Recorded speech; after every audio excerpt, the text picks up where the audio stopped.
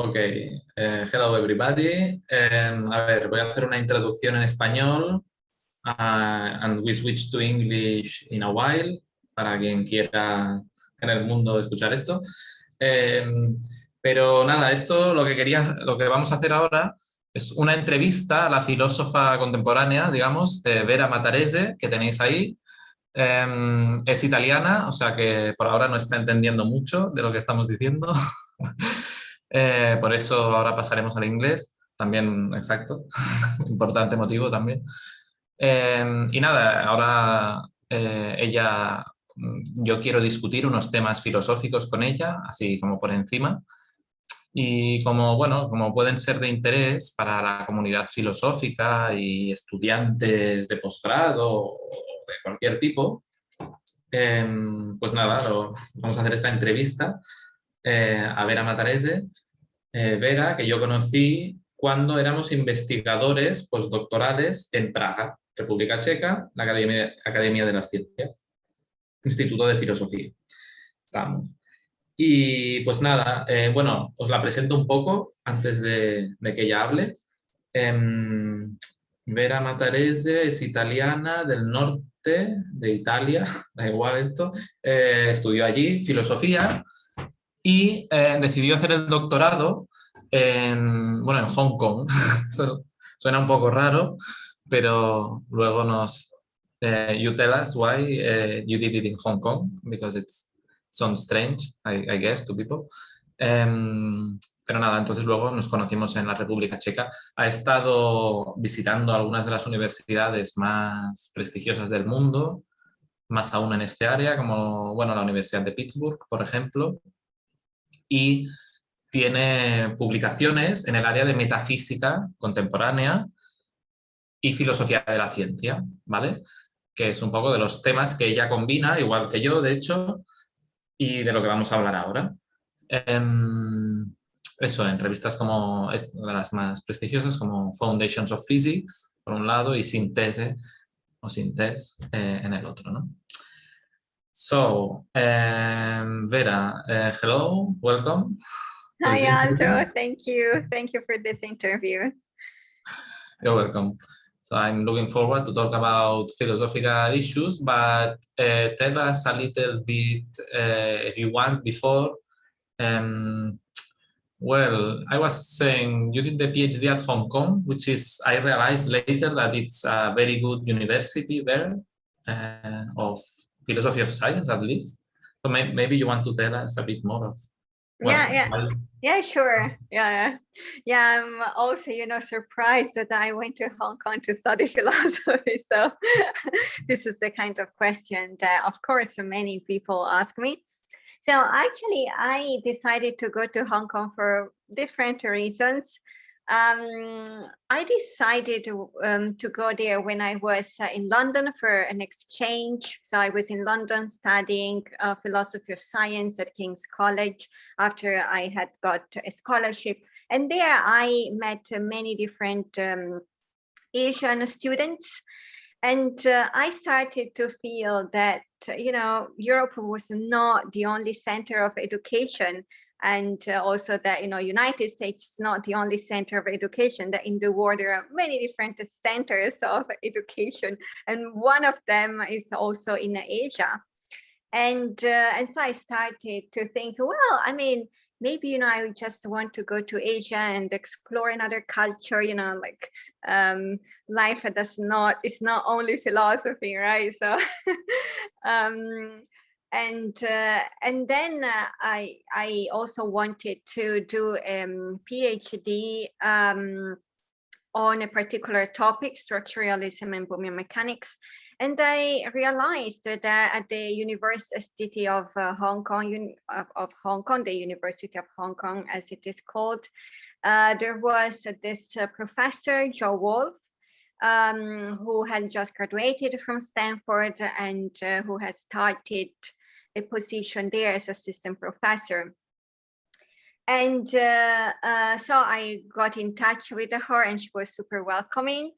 And fortunately, Hong Kong actually offers very generous fellowships for any PhD students who want to go there. Of course, like there is first a selection process. But then these scholarships are really generous. So they basically allow you to study and, to be independent at the same time. And yes, so I decided to go there. It was really exciting because I always got interested in getting to know new cultures, right? Yeah, I see.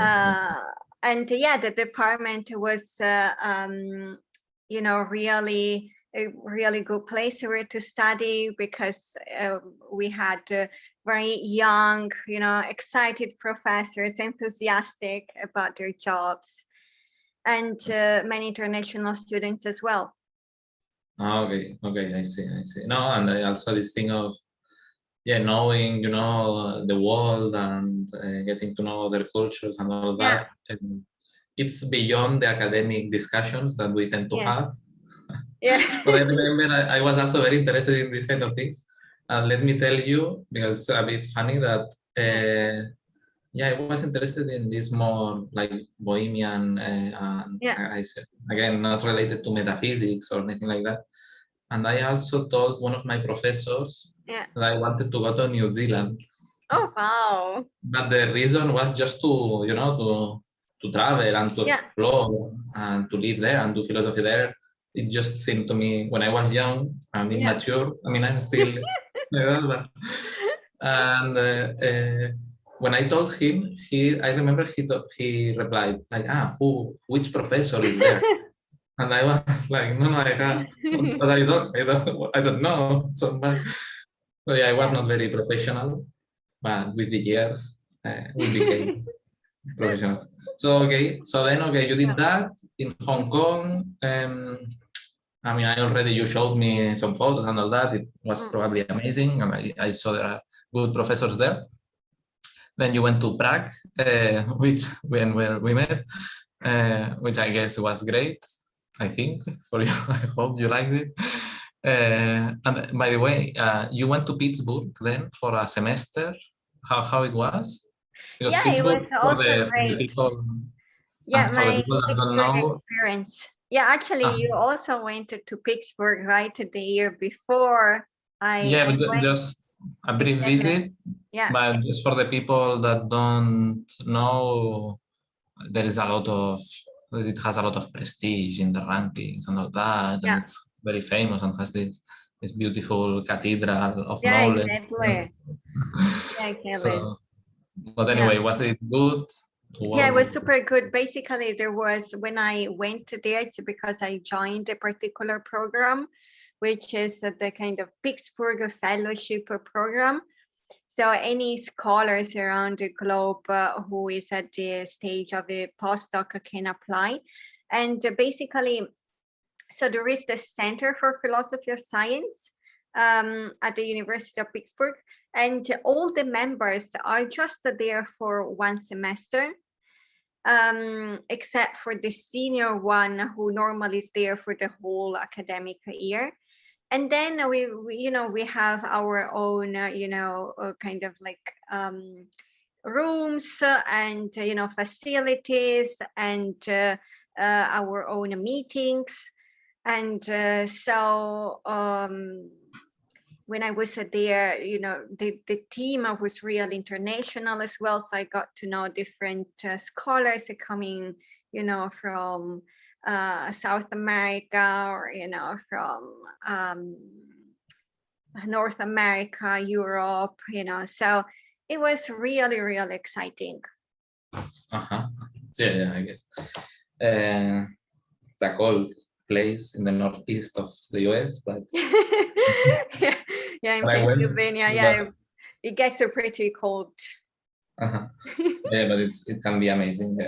Yeah, and our so the director of the center was at that time John Norton, who was really amazing. Like the way he was really treating us, and like he was always reading our works, and so I'm really grateful, to him for what he did for us. Yeah, he's amazing. A few times I have asked him, contacted him, we don't know. He's very kind. Yeah. Fantastic. Yeah. So okay. So we can maybe come back to your research life. Yes. I think I said that you are now, after all this, you are now still a researcher, a postdoctoral researcher in Switzerland, okay, in a project. And, you have investigated a lot of stuff. So I would like to focus on, not on the most specific or technical stuff, but I would like to talk about metaphysics, then how you have been studying quantum mechanics, quantum physics, to combine them. Yeah. Okay. And maybe we leave it for the end. There is also this thing, which is an interesting topic related to your life, which is how this research on the foundations of the quantum universe and all that fits with your religious views, no? Which is something you have told me you can that okay with talking about, because you are very Catholic, like very Catholic, and this. So I mean, there is this philosophical in itself debate about the compatibility or not, no? This long-standing debate on this compatibility. So yeah, if you want, we can talk about a bit of contemporary metaphysics first. Yeah. Okay. So, for instance, as I was saying, you have been researching many things, but one of them is something called super-humanism, no? Yeah. Like Hume, but super-human. So first of all, if somebody that is listening doesn't know, it might well be the case, Humeanism is a very popular metaphysical view today. I will explain it probably poorly, but I hope it will suffice. About an ontology of what there is, no, in the universe. And it's called Humean in honor of David Hume, even if he probably, surely didn't endorse such a strong view. But basically is a simple picture in which, how to explain it, it describes a universe as a physicalist, no, view, materialist, in which the world is composed of simple properties and objects. But you will now tell me better, because then some differences come here. In a four-dimensional mosaic, one of the most famous defenders of this view, David Lewis, called it the Humean mosaic, which is like the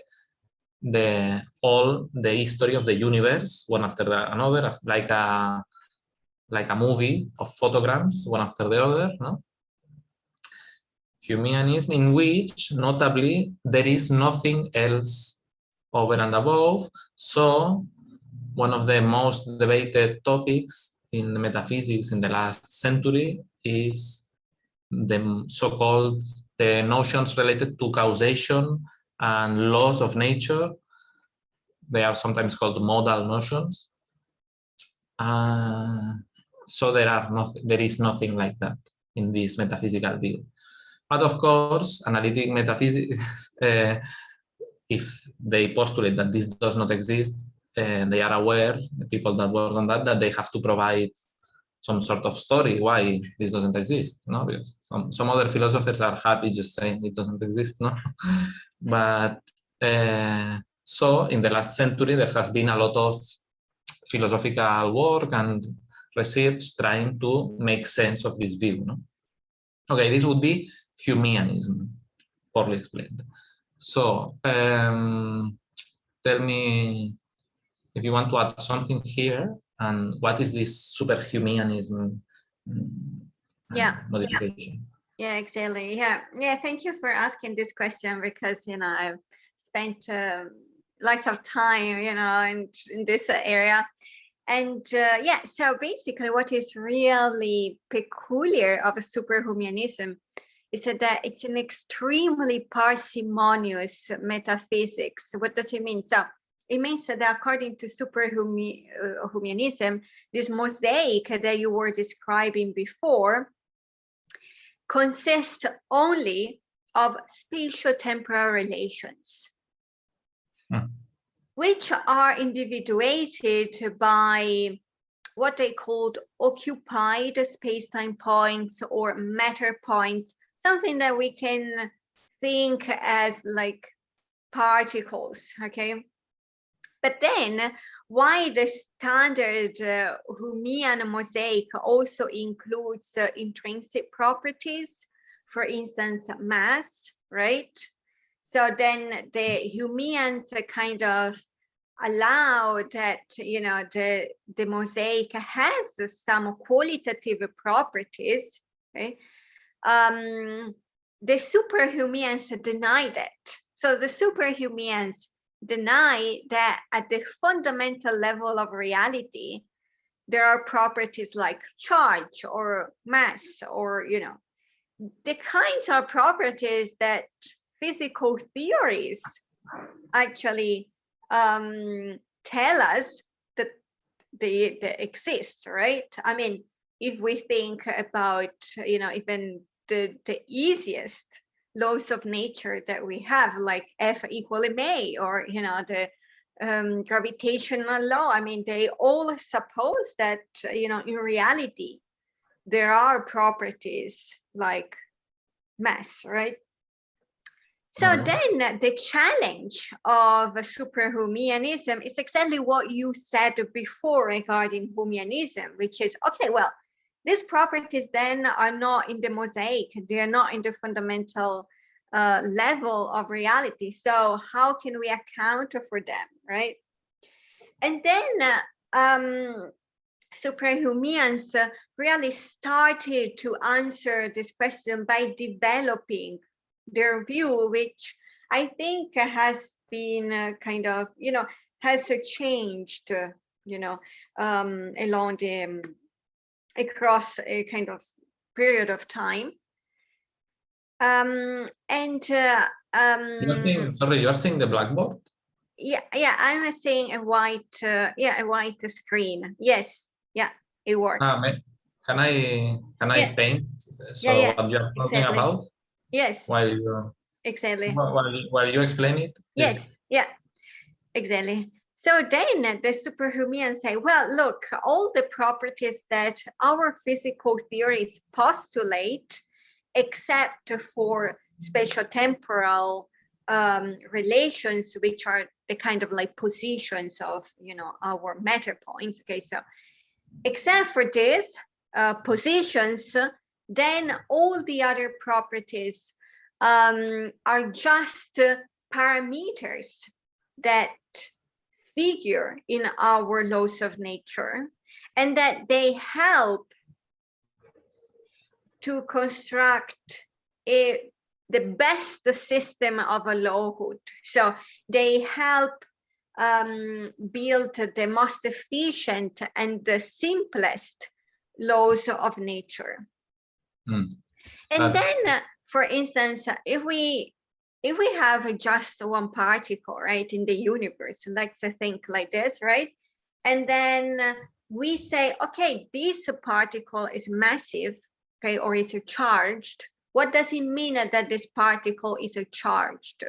Well, it just means that the particle follows a particular trajectory under some sort of like conditions, right? So for instance, how can we know that two particles are both positively charged and two other particles are negatively charged? Well, it's because under certain circumstances, they, if like the two positive charge positively charged particles meet, then they are going to repel each other, right? But if a positive and negative charges meet, then they're going to attract each other. So it's because of the kinds of motion we see that then we attribute different properties to the particles, right? So then super-humeans say, well, then these properties actually just reduce to particular kinds of trajectories. There are no properties over and above particle trajectories. So it's like a more radical version of humanism. Exactly. It's a very radical version, yeah, of a humanism.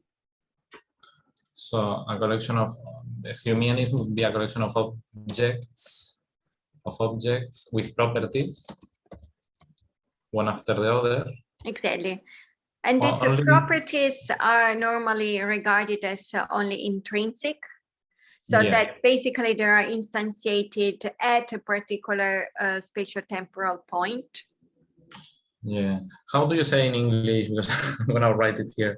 Photograms, photogrammi, the alpha film? Photograms?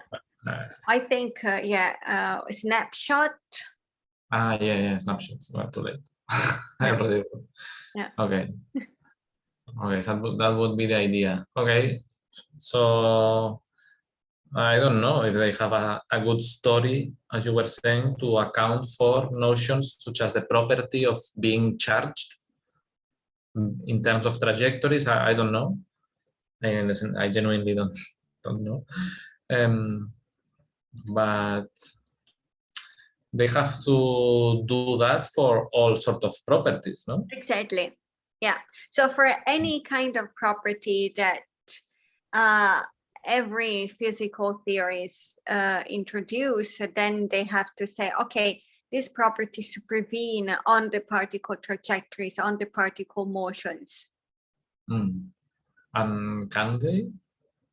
Well, so of course, this is a huge project. So the proponent of this view, who is Michael Estel, the professor in Lausanne, has written with the different co-authors a book on the minimalist ontology of superhumanism, where he really starts from classical mechanics to non-relativistic quantum mechanics to relativistic quantum mechanics, field theory, quantum field theory, to really account for how he can always recover just the particle trajectories without properties from our best physical theories. Okay. I mean, from a very intuitive point of view, right? You can think that we introduce properties actually to account for some dynamics of our system, okay? So, of course, then, you know, you have to specify what is the system about, and superhumeans have a particular kind of commitment that that ontology consists of particles, okay? But of course, like, you know, you can say, well, actually, you know, my system consists of fields, right? But then no matter what your ontology is going to be, normally we introduce properties in a theory to account for the dynamics, to account for the motions. And so in this way, you can think that properties, you know, they are there in the theory, but then what you truly kind of observe are not really the properties. You're just observing motions, you know, like changes of, you know, places, you know. Okay. Okay. So yeah, I would you like seem to make a little bit not convinced, no? hesitant, unhappy. No, I would like to say something about, but let me make a break in the sense of, okay, if anyone's listening, I don't know if you have the same feeling as me. We forget that there is history in the past, and philosophers have sometimes reflected about such issues. So, of course, well, one thing we are talking about here is like classical ontology, as in medieval times, scholasticism was, for instance, to put one clear example. And well, the thing is boiling down now to a discussion about properties, which is a very theoretical, tricky subject in ontology, no? Objects, particulars, in another terminology, no? And properties, no? And then about properties, one can be Platonist about properties, or think that properties exist only instantiated, as Aristotle, no, kind of thought, or the close variant, I would say, of nominalism, no? It's William of Ockham is one.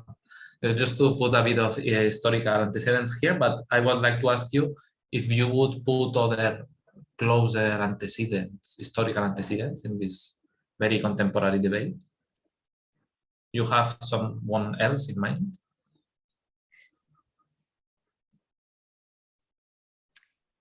No, I mean, now I'm not really, you know, I don't really see some historical antecedent, but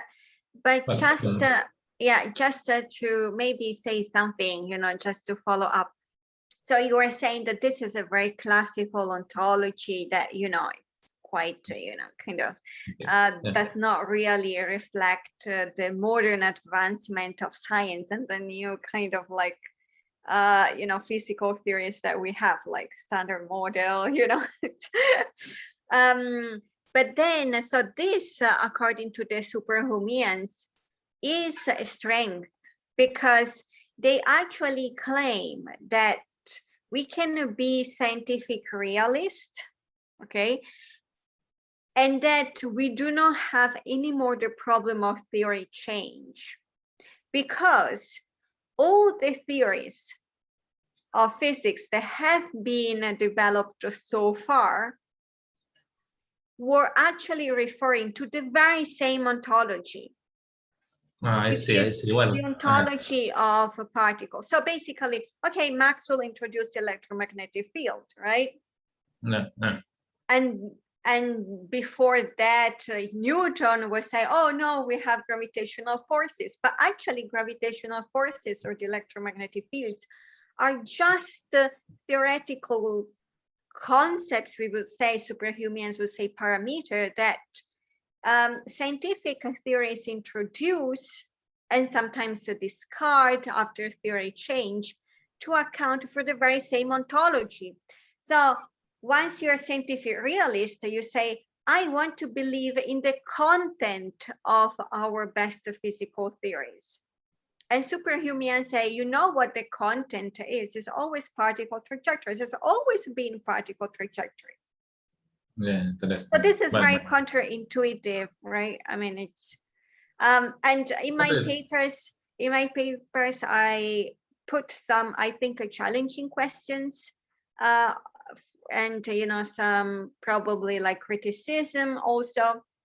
But I find it very interesting because it's not so easy, you know, discardable, this metaphysical theory, because it's a pretty coherent. Yeah, but I see your skepticism. No, it's okay. I'm asking you with the purpose of, because I was curious to know better. It's okay. I always appreciate alternatives. Yeah. So it's fine. However, yeah, well, you have now commented on an objection yourself have made, because I was not raising that observation, but I find it fine. But then you say that all theories of the world have can be translated to this this thing that what they are truly describing is only particle trajectories. But then it's like, it seems that perhaps all the levels of reality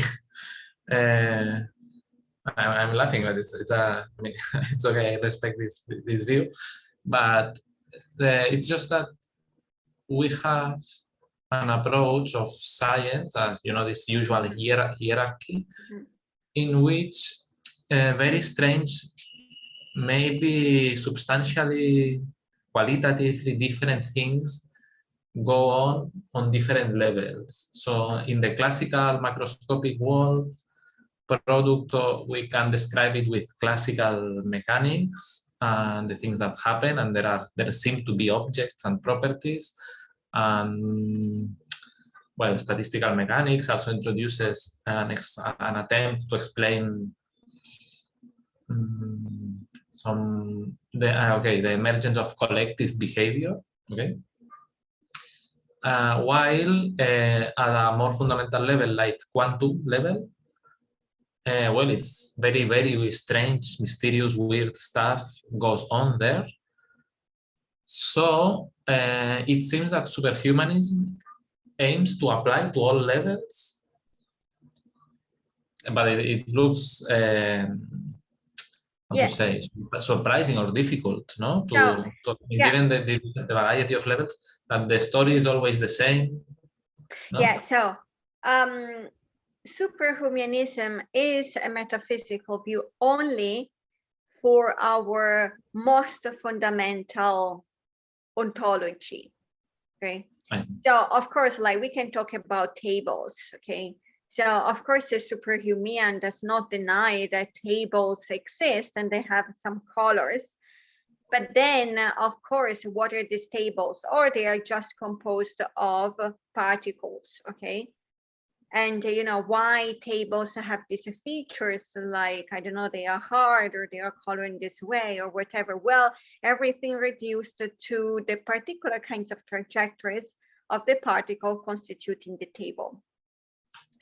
But then, of course, like, as you said, both the classical mechanics reduces to particle ontology, no relativistic quantum mechanics reduced to particle ontology, no relativistic quantum mechanics reduces to particle ontology. And then you say, well, but I mean, isn't there? Yeah, so no matter what your physical theories are actually telling you in the laws of nature, so no matter what theoretical construct are used in your physical laws, superhumans say, well, you know, when we build up laws of nature, we are just trying to build up the most efficient, which means like the simplest and strongest theory, right? With the best kind of laws of nature. All right, I see. Well, okay. Whatever. I'm kidding.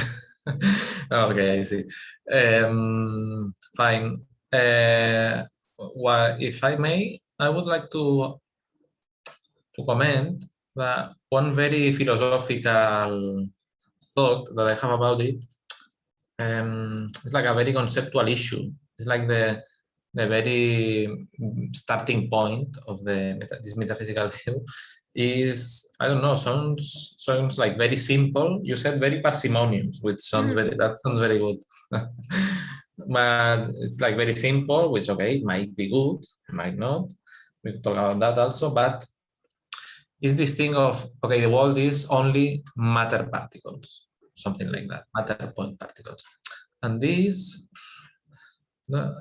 we are used to model for centuries the world like that, but I don't know, I remember there's a great physicist, philosopher of physics in Argentina that I met here, that Federico Holit, that I remember him laughing at this oversimplistic view of classical mechanics of just, so in this move translated to this superhuman framework, just rigid, like point, come a point with no dimension, very small but not too much, rigid or not, colliding like canicas, how you say? Yeah, like billiard balls or Like something. billiard balls. I don't know. Maybe it's like an overly too simplistic, no, view, and also, you know, the notion of point is like infinitesimally small. It's very tricky. Yeah. So it's an object, indivisible object. I don't know. That's so. Yeah, no, I think you're definitely right. There are many conceptual difficulties even in thinking about these objects, right? I mean, they have dimensions, but they occupy just a point. But then, I mean, a kind of geometrical point has no, you know, extension. So, Yeah. but then, so the problem, I mean, the thing is that superhumans are thinking, okay, we really want an atomistic view of nature. Yeah. Why? Because we think that the atomistic view of nature is the simplest. And then you might say, well, you might reply and say, yeah, it's not simple. It's very simplistic, you know, it's kind of like, but then they say, well, but you know, it's very clear how you construct the material world out of that, right? It's not clear at all how you construct the physical world out of wave functions, right? So then they say, we go for, you know, the clearest picture that we can possibly ever imagine. Yeah. So they had the more kind of a priori metaphysical commitments, you know? Yeah, in their defense, I would say that, okay, if you say discard point particles of the superhumans, but believe in objects, if you believe in objects, which is just like bigger point particles, they can be divided. So in the end, it's even worse to say. So one option is this, which I want, superhuman point particles. But the other is like, no, we have usual objects. But also to think of usual objects is very conceptually, it's not so straightforward at all, because they can always be divided. No? So then you end up in atoms, but then you end up in superhuman view, no? So there are these two views which are problematic. So of course, I don't know if you, I don't know much about, but I don't know, both seem like really problematic to me conceptually, philosophically. So I would go, well, I don't know, I'm improvising for discarding objects from the ontology, but I don't know.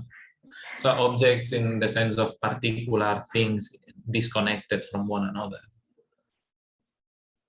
I don't know, I like the notion of field, but well, I know that I heard people that was really uneasy with them. Yeah. I don't know, you know more about that. And actually, there is also a similar worry I have, because, okay, we were now talking about this thing, we can forget about, stop now, about the ontology according to superhumanism. Yeah. But, you know, I wanted to go now to metaphysics, but more in contact with science. You were already citing scientific theories and all that. And you have studied a lot quantum physics.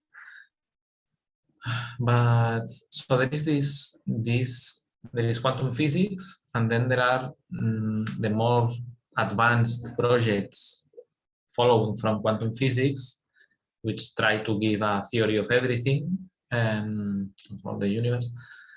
And among them, there is one called loop quantum gravity, which you know a bit about it.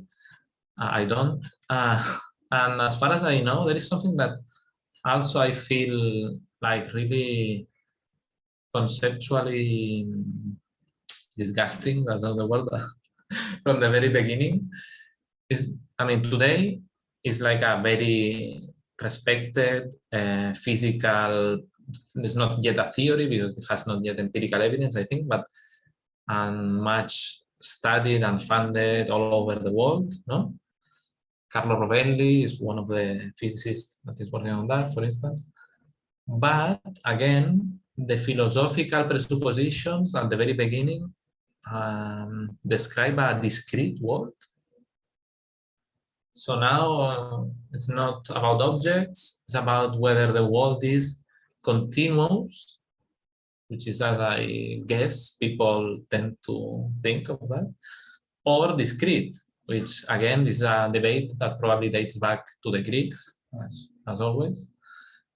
But to postulate that the universe is discrete is also, I don't know, it's quite... Yeah, so here the focus is really on the space. So whether space is continuum, or is a continuum kind of entity or a discrete one. And then the standard view has to normally be regarded a continuous view, right? So as you were saying. But now the thing is that, well, if you really believe in the program of loop quantum gravity, then it really seems that the world is the space of quantum gravity is described at the kinematic level by some sort of mathematical things that are called the spin networks. Okay, so you have basically some networks, right, which have links, and then they have nodes. Okay, so from each node, so you have, different links. And then if you want to physically interpret these spin networks, then it seems that, well, each link and each node has a kind of quantum number attached, okay? And then the quantum number attached to the node gives you the area of a particular chunk of space. And then the quantum numbers attached to the links gives you the quantum, sorry, I mistook. So at each node, it's the quantum volume. And then at each link is the quantum area of the surfaces of these chunks of space, okay? So basically, you can think that you have this network, right? And then every time you see the node, you have a quantum volume. And then each time you see, the links, that you have some kind of like surface that, kind of contains the volume, right? And so then some philosophers of physics like Antonio Vassallo, who works in Poland, but also actually Michael Asfeld, who works in Lausanne, they think that this is the right physical interpretation we should give to the mathematical language used by loop quantum gravity. This is at odds with Carlo Rovelli interpretation. So Carlo Rovelli is the physicist who actually, created one of the main proponents of loop quantum gravity. He doesn't agree with these very simplistic pictures because he said that loop quantum gravity is a quantum theory that also has things, so this, when you were saying, oh, quantum mechanics has weird stuff, right? Well, yes, also in loop quantum gravity, we have superposition, we have entanglement. And so he said, no, at the fundamental level, there are not these pieces, these chunks of space, put all one adjacent to the other, right? We still have fuzziness or vagueness, Even yes. Francesca Vidotto, who is now in London, Ontario, believes that. She also defends this view that at the fundamental level you have vagueness, you have a fuzziness, that you can't really say, okay, this is my chunk of space, okay? I see. So yeah, also here we have, competing views. And I see. Okay, the discreteness part, I forgot. I missed it. I don't know about that. Yeah, so when they say that, you know, we have chunks of space, then since at the fundamental level we have one quantum of space, right? Then we have discreteness, okay? So we don't have a continuum or kind of or continuous entity.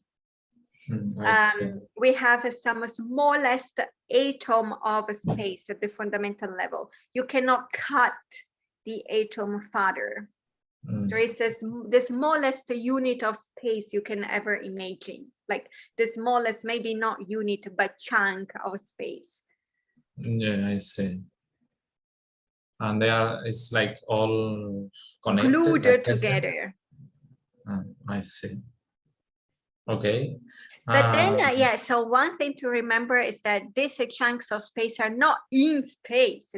They constitute the space. So it doesn't really make sense to ask, oh, what's the distance between one chunk of space from the other chunk of space, right? Because these two are not in space, they constitute space. So space is like a discrete grid. Yeah, exactly, yeah. And yeah, I mean, you were saying before, oh, you know, super-humans go back to, you know, centuries ago. Well, Weil, you know, had exactly this thing. He was like, oh, but I mean, the discrete view sees the space as a grid. And wait, can I say yeah, again? Weil was saying, oh, the discrete view of space regards the space as a grid, as you said. And then, you know, he was so he also developed an important paradox arising from it, say, well, if you really consider, you know, space as this kind of grid, then the Pythagorean theorem doesn't actually work here. So you will never be able to have such a grid where the Pythagorean theorem, you know, can work at even an approximate way. And yeah, this was a famous argument that was seen as actually rejecting completely the discrete view of space. You see, and you were saying this was by Weil? Hermann Weil. Hermann Weil? Yeah, in the 20th century physics. Okay, someone is listening. I don't know. I see. Okay, I see. Very interesting. There is you mentioned something which is also very, very interesting. Let's see if you have any opinion, which is the fuzziness thing. So Rovelli and Bidotto, for instance, are considering discrete and fuzzy space? Yeah, but for them, the discreteness is something different. So it's a very, yeah, I mean, your question really points to something very interesting here. So the normal standard discrete atomistic views, right, describes the space as just a collection of atoms, right? And this is where discreteness arises. But then Bidotto and Rovelli, starting from loop quantum gravity, they say this is not the kind of discreteness that loop quantum gravity describes us. Loop quantum gravity describes a discreteness because the kind of, you know, eigenvalue, you know, so I mean, here we are just, you know, entering some technical quantum, you know, stuff, okay? So basically, we have a spectrum of different observables, okay, like volume or area, okay, of this space, okay, these pieces of space, okay, and so volume or area are our kind of observable or property, okay, and they can take only some particular values according to quantum mechanics. What does it mean? It means that the spectrum, okay, gives us a discreteness. You can't, I mean, you can't have a continuous range of values. Only some values are possible, okay? So then they say, you see, the discreteness arises exactly from this. I see. Well, okay, more or less. So, so I am asking this thing of the fuzziness because I know some philosophers are today researching on that, but even since the very beginning, in which I guess Heisenberg's uncertainty principle was postulated. I don't know how to say. I guess that everybody in the world, philosophers and scientists alike, were intrigued, no, on whether the nature reality is indeterminate at some fundamental level. I don't know how this connects here. Yeah, no, actually, so to be honest, I've never looked really into the fuzziness of quantum gravity, but what I think is that they're exactly talking about this. So they think that it's not possible to actually establish precisely the kinds of shape of the fundamental elements of space, because there is always this underdetermination going on, such that you will never be able to establish precisely, the kind of shape. So so it's Vidotto and Rovelli now they have been developing the covariant version of quantum gravity.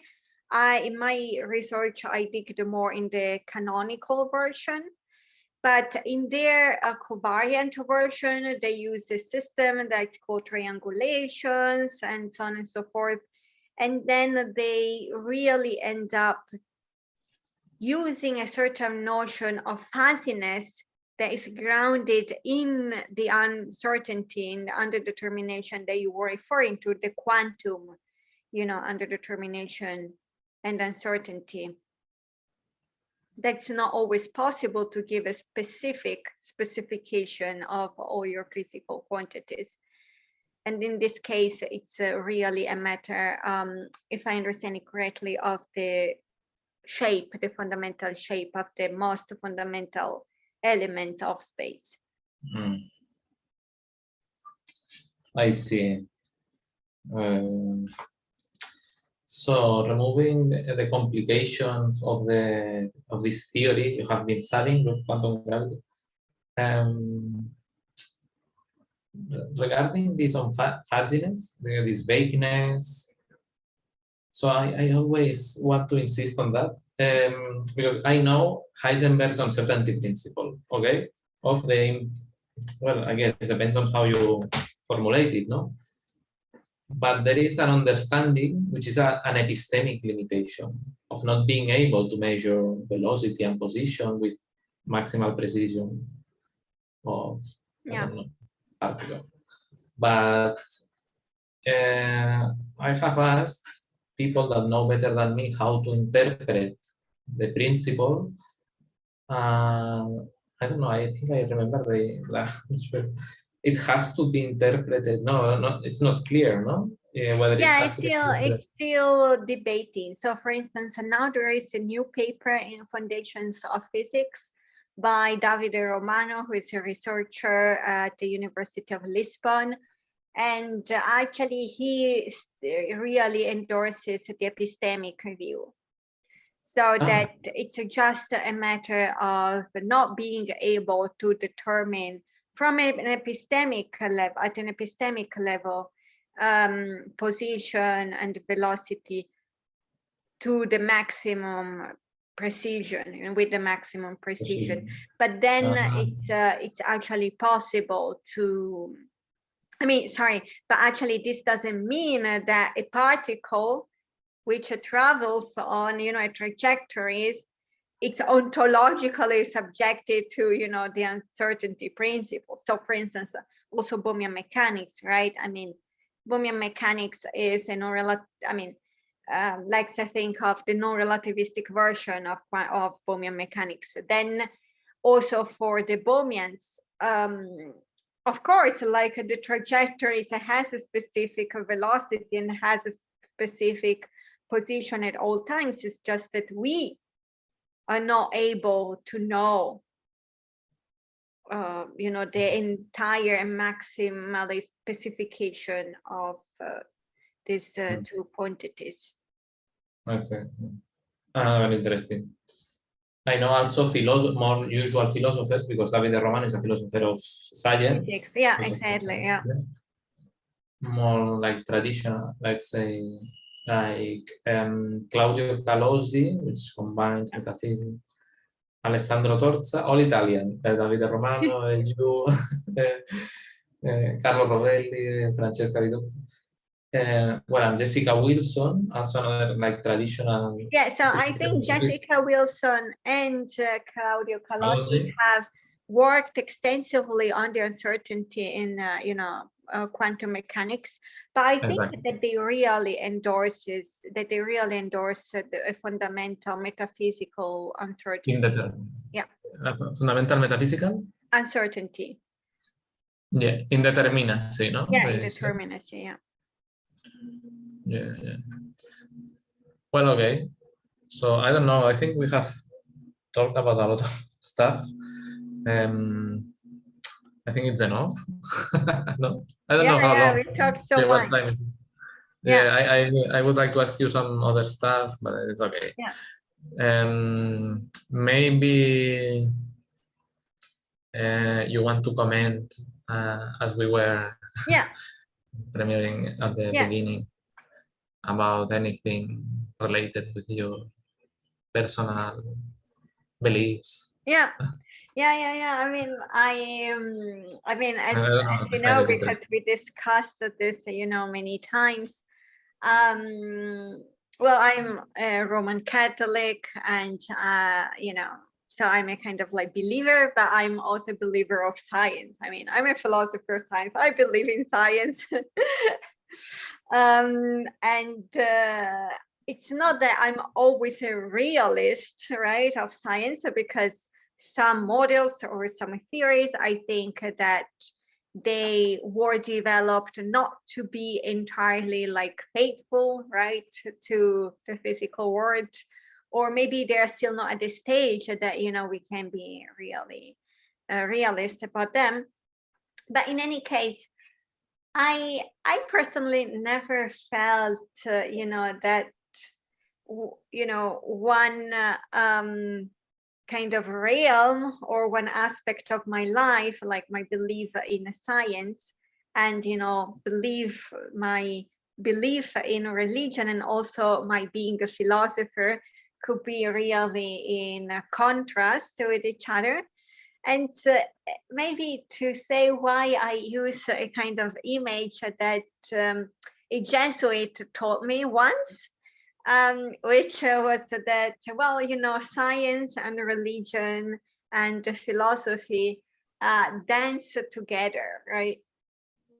They dance together because they sometimes deal with the same sorts of question, right?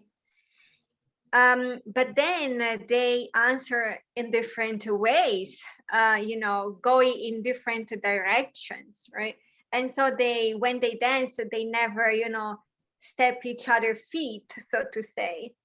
I mean, in theory, it should be like this. So then, I know that unfortunately sometimes, religious people want to have a say about, our best physical theories. But I mean, to me, religion gives meaning to my life, on a daily basis. Science can't give me a meaning of life, but can really tell me what exists in life, in the world I live. And the philosophy is so helpful in both aspects of my life, because it gives me the critical tools so to be aware of what I'm believing and why I'm believing this, and to be really a thinker. I think a philosophy really gives us lots of intellectual virtues of the good thinker, and a believer must always be a good thinker, I think. So no matter whether you believe in religion, in God, or whether matter you believe in science, you must be a good thinker. Yeah, I see. Okay, yeah, I'm very interested in the issues of meaning, but before changing so much of subject, still regarding what exists, I was thinking while you were saying that, as well, you could perfectly believe, not being a realist, a scientific realist, as you were saying, which if somebody doesn't know, means to basically believe what the more or less at face value what the theories say, very roughly stated. I'm tired now. You could be an anti-realist, but you could believe what science says. You could still say, well, it's not all there is. It's not describing the fundamental reality or the whole picture, like the global structure of the universe. To me, it's like physics describe all the entire physical reality. Exactly. But then God is not part of our physical reality, it's part of our spiritual reality. So it's something else. Yeah. So that's the more interesting option, which I wanted to arrive, which is exactly this. So, let's say I am a realist and the science, whatever it says, describes everything, but still there is room, there is no physical space for God, let's say, because we have, but there is, well, you said spiritual reality. So maybe you wouldn't be physicalist, as it is sometimes said. Exactly. I'm not physicalist. Which is, I am understanding physicalism. I don't know. I don't remember if that was the original definition, but I guess is to believe that all there is just physical stuff.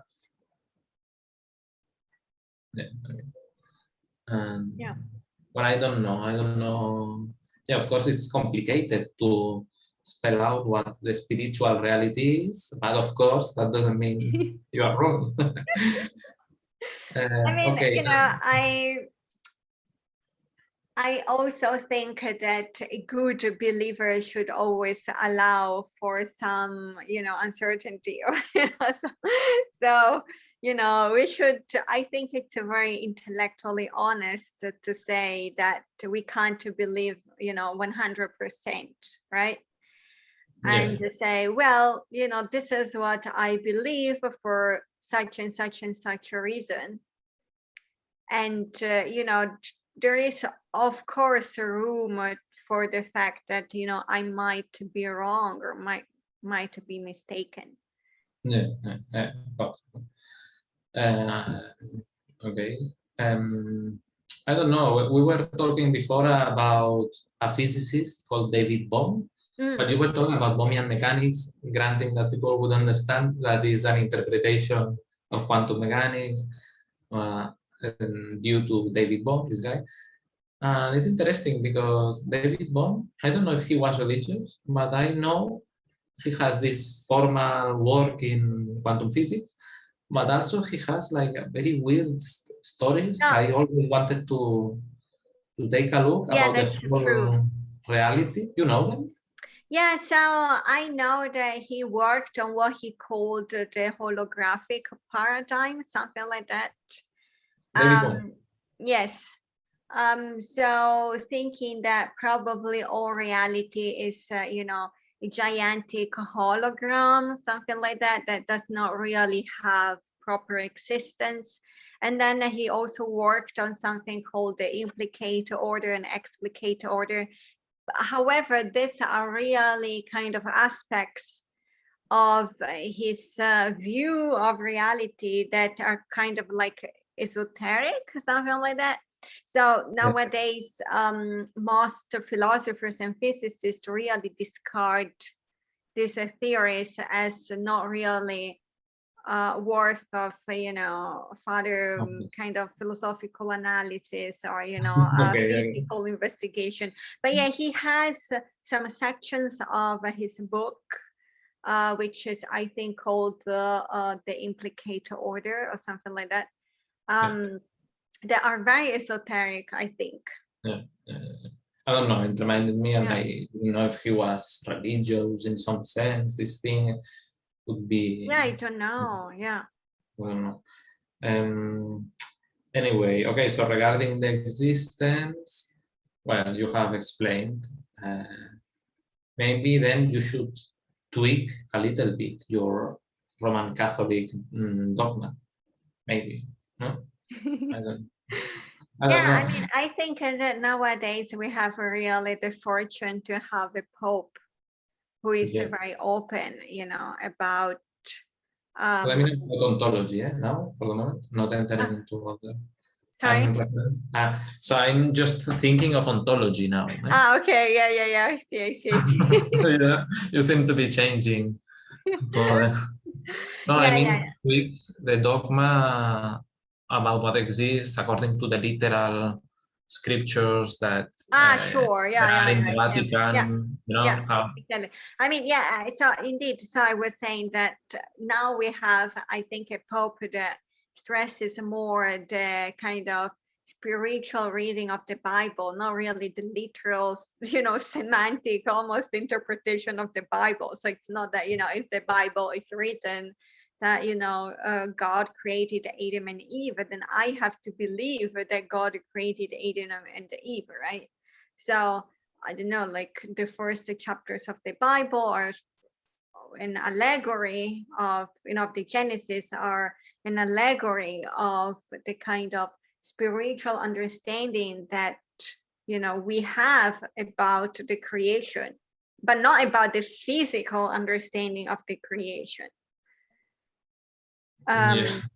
So, creation is the fact that God loved us and thought about us and wanted us to live and, to exist, in the first place. But it's not that, literally, I have to believe that God first created this and then created Adam and then created Eve from, Adam. And so, yeah, it's definitely, I think that very important difference between me and many other Roman Catholics who live in this, eternal struggle with the science is that I gave up any kind of literal reading of, the Bible, why they really keep a literal reading of the Bible. I see. Okay. Yeah, I see the point. Very, very interesting. So, well, and then it gives you meaning. Which, well, I don't want to enter into that much, I guess, because it's late. But okay, I kind of see it gives you meaning because it gives you a purpose and frames you in a picture in which you are there. Well, probably you can express it much better. There are, now talking about cosmologists and all that, this Sean Carroll has, well, a lot of people and philosophers, of course, have attempted to provide some story about meaning in an atheistic, naturalistic, sometimes called universe. I must say, I haven't read Carroll because I don't think he will. I mean, I took a very extremely brief look to see if there was. I don't think that I don't know what there is said there. Not very I don't know. He's not. He's a very good physicist and very good in philosophy, but I don't know what he will have to say about that. But yeah, tell me you. Yeah, no, I know. I actually followed on YouTube this discussion that you sent me with Sean Carroll. Oh, yeah.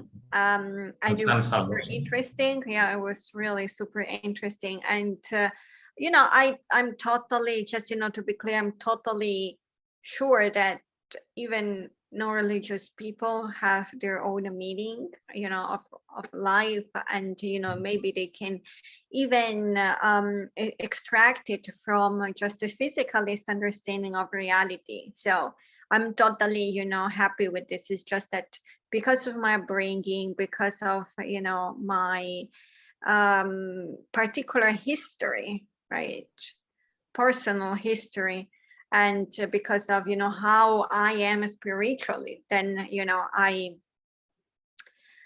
have a more kind of religious meaning of a life.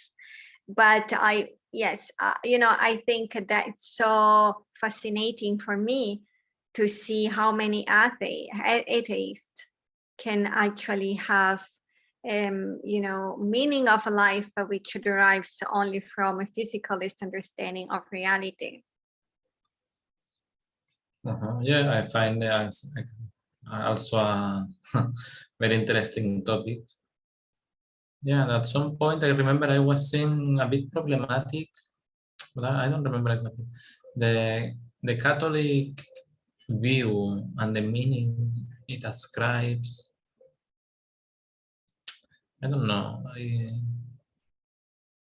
I found it also not so very straightforward. But so probably you have an elaborated story about it. Yeah, please tell me. Yeah, well, I don't know. I belong to the more kind of like a Jesuit tradition. Okay. That I kind of know all you talk yeah. about because, you know, I am from Spain, Italy, and also I have been raised and baptized and all the stuff. Communion? How do you say communion? Yeah. Holy Communion, yeah. Yeah, well, I've done everything, so I know very well all the. But yeah, so basically it's really up to the individual. So, you know, it's not that we have a uniform and universal meaning of a life across, you know, within the whole Catholic community, right? So it's basically up to you, and in light of your personal story, that, you know, you have to find your own meaning of life.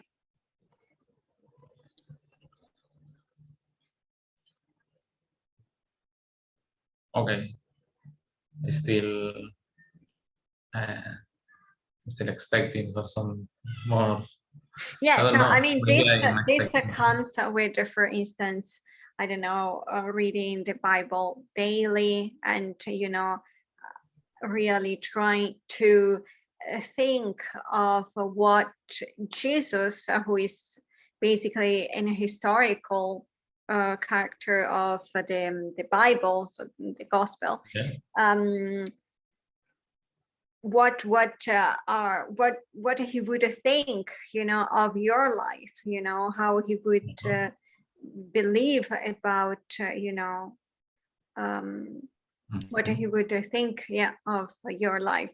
So it's a more kind of like a daily exercise, right? Yeah. Rather than some dogma that, you know, the Catholic Church gives you and say, okay, you should believe in that, right? So it's the particular history of the gospel that tells you exactly how you can find the meaning in your life depending on your own personal experience.